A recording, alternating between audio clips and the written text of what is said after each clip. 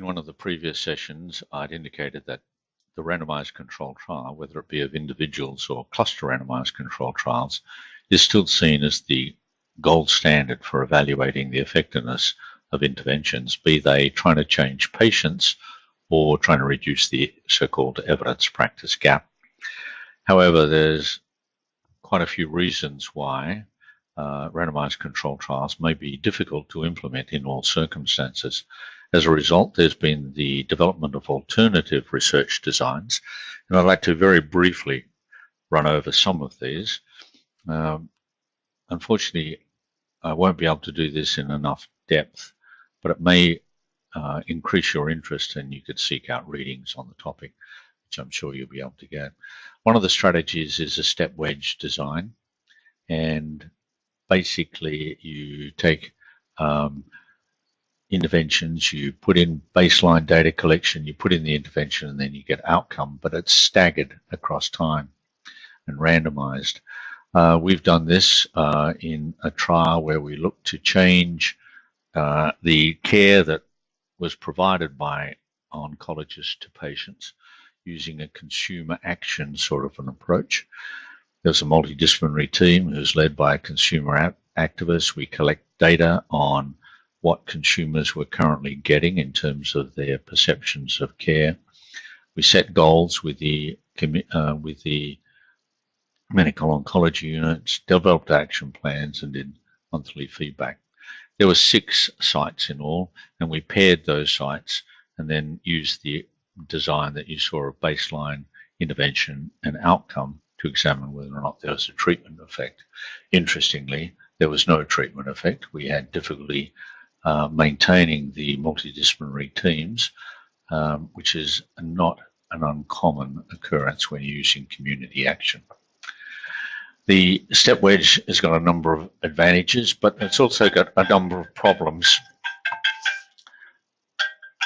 And those problems include that you've got to take frequent measurements and that there's complex statistical analysis which is required. But you should seek biostatistical input into your study, as you should with all designs, early as possible, to make sure that you've addressed power statistics and are able to analyze your research in a way that gives you credible and robust results. Multiple baselines is also a strategy which is increasing. Basically, if you look at the diagram, you can see that in this model, we've assumed that there's 4 different communities or healthcare providers.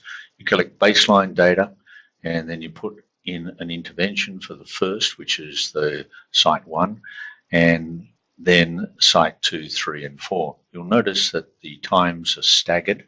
So if there is a change in site 2 after you put the intervention into site 1, it may be not attributable to your intervention, but some extraneous event.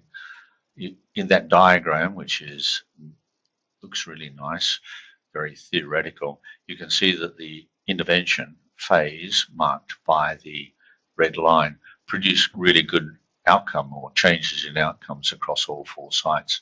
Unfortunately, it doesn't always go like that, but it is an intervention which has got some advantages. We've used it when we're trying to look for screening for diabetes amongst Aboriginal people.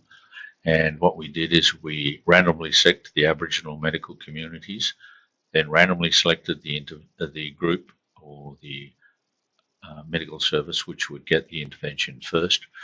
We ran training consensus guidelines, we set goals by the unit, looked at potential barriers and enablers, provided education, and gave monthly feedback. This study was effective, not massively so, and interestingly, not effective in all the communities.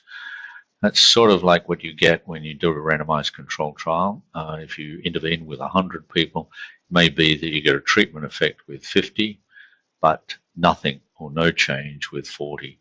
Individual characteristics in the example I've just used may indicate why groups respond or don't respond. And when you're talking about larger units such as medical services, there'll be individual characteristics of that medical service which may make it resistant to change. You need, again, repeated measures and that sort of strategy. If you can't run multiple baseline designs, you can do interrupted time series, where you look at one community or one environment, and you get baseline, and then you put in your intervention. And as shown, the size of the change is important, and also the change in the slope. This study design shows you that change has occurred, but it doesn't allow you to conclude that that change has been a consequence of the intervention and not some other treatment effect. But you can look at whether or not it's a significant change.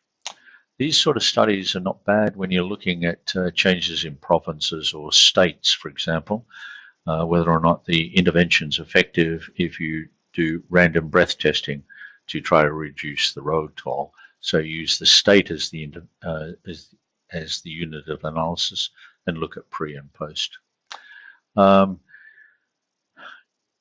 The number of observations required and the duration of time is obviously a tricky thing and adds cost to the intervention. These designs that I've really briefly given you an overview are alternatives to the randomized control trial, and in some cases randomized control trials are really difficult to do.